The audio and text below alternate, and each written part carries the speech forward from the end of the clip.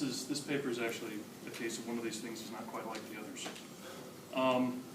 So Assizes, in trying to put this together, I kept getting very frustrated by a certain very important scholarly study on the topic, and decided to actually talk about all the problems with that scholarly, very, very old and venerable scholarly study. So I'm ready for all kinds of criticism, because I'm basically going to critique Powicke's military obligation for 15 minutes. All right, so I'm trying to puzzle out the connections between politics, military planning, and technological development as part of my monograph study of war and society during the tenure of the Ufford family of Suffolk.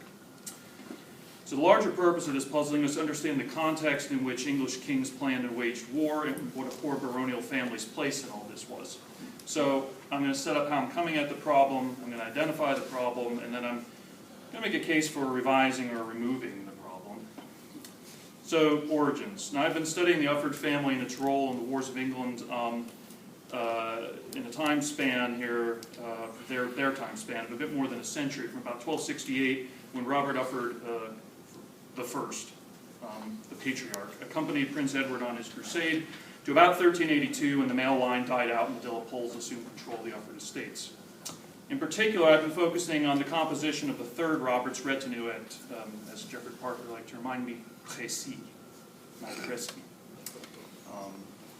Who was in the retinue, what their connections to the Earl of Suffolk and the Ufford family were, and what they became in the Ricardian era, and what role war played in shaping the society. So the project is half military and half social history. And I've been buffeted by both schools, and has taken me into some interesting aspects of land tenure and, dare one say, gentry studies. Yes, I said it, there it is. It has also been interesting to move back into Edward I's reign and compare the military activities and social stations of the various Uffords and their participation in the major military and political affairs of their times. All right, so one of the key issues that keeps confronting me is the military planning capacity of the English crown, because much of the larger impact of the study will lie in its ability to address the larger story of England at war. How did the Crown attempt to respond to perceived military needs, technology, recruitment, and logistics, and how were its efforts hindered or otherwise deflected by the political, social, and economic aspects of war? So you can probably sniff infantry revolution and longbows, and eventually, Cliff's been working on recently on gunpowder weapons. The English used them anyway, as I recall. No, German as well. In other words, constitutional issues keep intruding on the military. So, however, in the way of my train of thought is an obstacle that has to be addressed. Powicke's now 53-year-old study, Military Obligation in Medieval England. It's a magnificent book, and one that has never been significantly revisited or revised since its initial publication in 1962. And it lays out a very clear vision about the mobilization and use of England's military resources in the Middle Ages. He expresses it most succinctly in his last chapter, Consultation in Making War and in the Levying of Armies, and this is worth quoting. No problem has engaged the minds of medievalists more than that of liberty and order. It has certainly underlain the selection of material in the foregoing pages. It is hoped in this last chapter to confront the problem squarely and to reach some conclusions. The basic question is simple. How great a share did the various social and political groups have in decisions about peace and war, and in the measures taken to implement those decisions? In England, the king's initiative and leadership in war were never in doubt. The question was, in the first place, whom should he consult, and what force should be allowed to his counselors' views?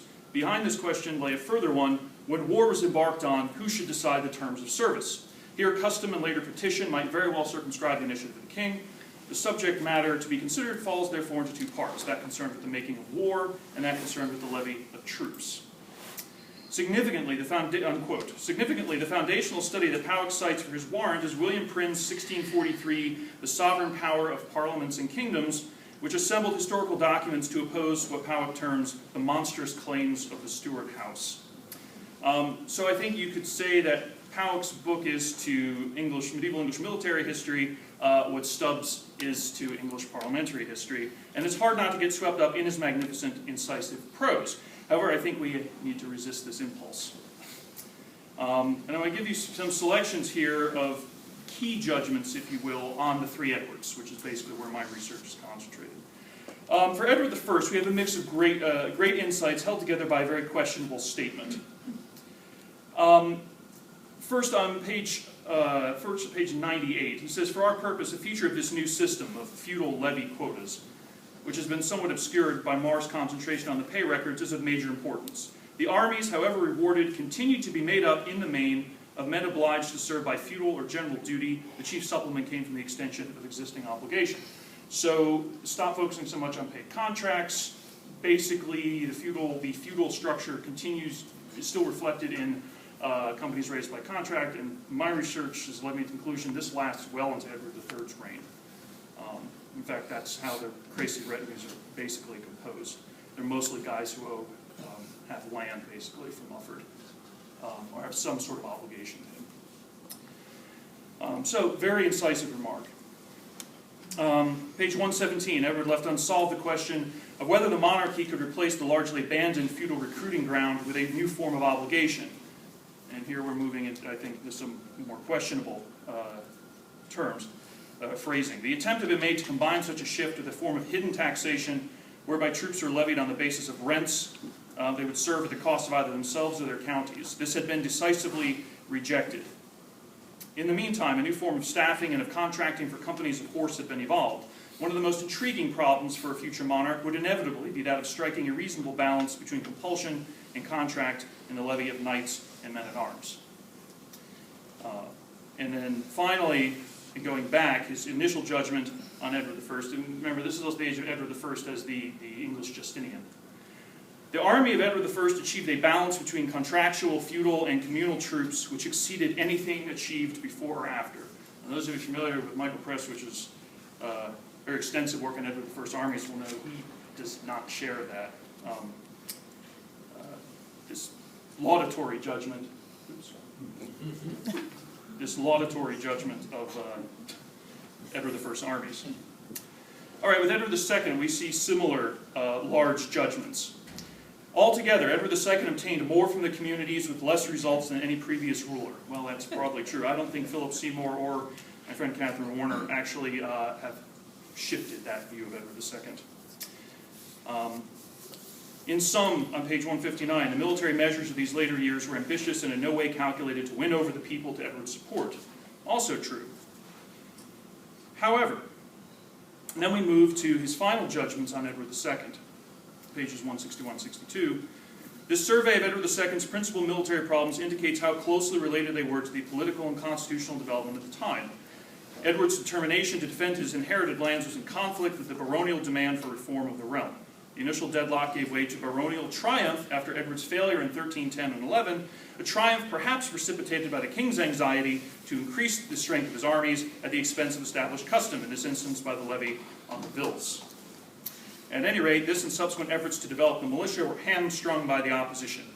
Cooperation after 1318 and royal victory after 1322 meant a rapid development of militia obligation, for while neither barons nor kings sought to minimize the claims of the former, the barons, to consult in matters of war, both, and especially the latter, were willing to see an increase in obligations which were largely on local communities. So, and this of course is borne out by all the extensive documentation for Edward II's forces. He likes using large infantry levies. And he's constantly tinkering with their, mostly with their armor, less so with their weapons. And he concludes, Powicke concludes, these communities, however, gained a great accession of power with the overthrow of Edward II and used the new weapon of collective petition to secure military legislation of a cripplingly conservative nature. The impossibility of abiding by this legislation set the stage for the next development of this area of national life. And I would argue here, we are back to good old constitutional, Stubbsian constitutionalism. National life, I would say, is a very questionable lens through which to interpret the king's military activity. And the identification of communities, of course, if we follow Christine Carpenter's work and other work that's kind of deconstructed what we used to think of as cast iron regional communities in England, means that we need to look in terms of networks and communities of interest, perhaps, rather than this solid cast iron political groupings. However, it is with Edward III that Powicke's judgments assume even greater heights of praise, if you will. Edward III, he says on page 161, inevitably took up the work of his father and grandfather in extending the military obligation of the communities. I don't know if I would agree with inevitable. Only this time those communities were so strongly established as part of the communitas regni, whose highest expression was in Parliament, that they could lift their opposition to a constitutional level and make it a matter of consent in Parliament. Thereby, in the mid-14th century, the oppositions based on custom and on the Constitution would at last be united. And of course, this is the ultimate vindication of the sort of the Stubbsian view of English constitutional political history. That custom and constitution are united, and we see this in the growth of Parliament, and of course, it was one of the thrusts of War, Cruel and Sharp, that the war produces, brings Parliament to the fore. And while that's not false, viewing it as the inevitable consequence, I think, is problematic.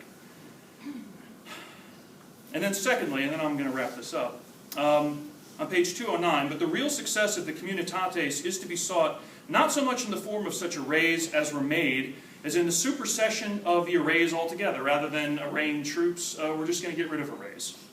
In their place was substituted the system of big professional or princely forays, which made little use of compulsion. The negative attitude to conscription was a contributory cause to the change in the method of assembling armies after the initial decade of the 100 Years' War. And I will expand on in a moment.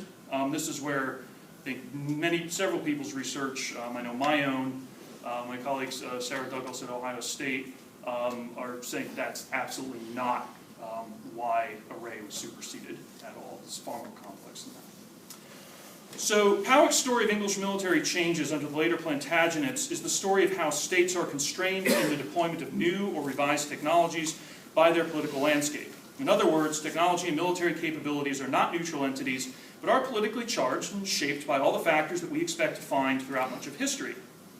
And this is the tie into the title, and this is how we should interpret military writs of summons and assizes of arms.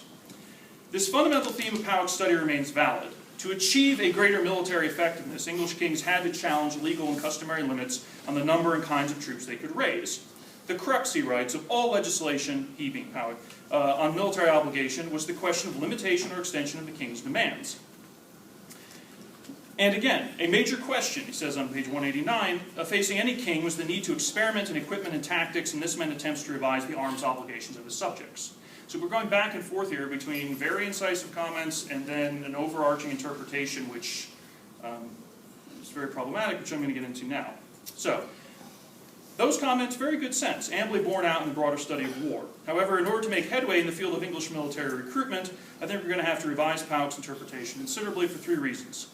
First, all of Powicke's interpretations basically have been contested, albeit in a fragmented fashion by recent scholarship. Most particularly, I'm thinking of David Simkin's English Aristocracy of War and David Bacharach's studies of Edward I's Centenary that have challenged old certainties about the bifurcation of county versus king, and about the identities of the men-at-arms who were the core of Powicke's story.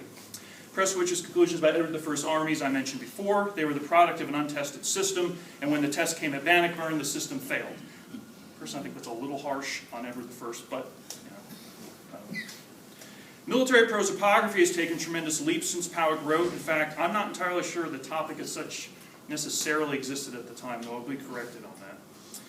With Andrew Ayton and Ann Curry, who I see in the audience, very nervous, and others, have changed what we thought we knew about the English fighting men, their careers, loyalties, identities, and social situation.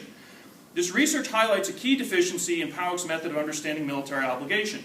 As David Simkin has said, one of the main drawbacks with previous studies of feudal military service is that relatively little attempt has been made to look at this subject, as with other forms of military obligation, from the perspectives of the soldiers themselves.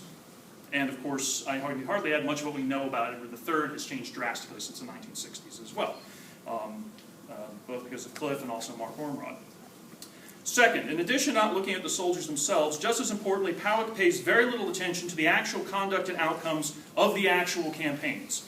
This is the military side of my history mind coming to the fore.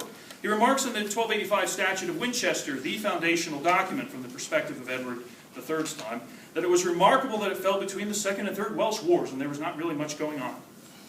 The 1303 and 1310 campaigns, which have received attention recently from Haskell and Simkin, respectively, do not appear very prominently in this story. Bannockburn does not appear particularly prominently in this story, nor does Weardale in 1327, nor really most of the campaigns that we associate with the Three Edwards. I mean here the actual course and outcomes of the campaigns themselves, because without that context, the reactions of nobles, barons, and counties to the king's new plans cannot really be understood. The impact of the Weardale campaign in particular on Edward III's strategic and tactical concepts has been extensively studied by Nicholson and Cliff Rogers, and it would seem to make sense when analyzing mobilization efforts to at least acknowledge the suffering and humiliation of the English army that would in turn shape local communities' response to renewed demands for military men and resources. And third, I think that actually many of the questions we ask today are simply not what were being asked in the 1960s. To be honest, to inflict the very modern concept, 20th century concept of liberty and order on the study of sort of English mobilization makes, I would posit, little sense today. Military Obligation remains a foundational book, chock-a-block full of great detail and analysis, but the selection and arrangement of the evidence is based on not only what I would say are outmoded, but actually for the study of war the wrong reasons. I could be wrong, and I'll probably wind up trying to find a way to write past it, but I think we're overdue for someone to write a new study of military obligation in medieval